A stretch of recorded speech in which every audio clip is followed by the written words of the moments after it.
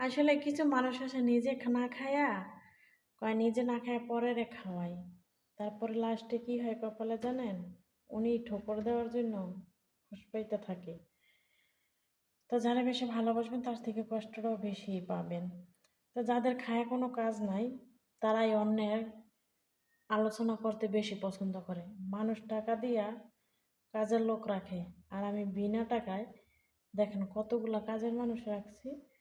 মানে আমি কি করি আমি কি না করি এগুলো নিয়ে আমার এনে মানে আলোচনা করে। ওনারা হয়েছে নিউজ পেপার।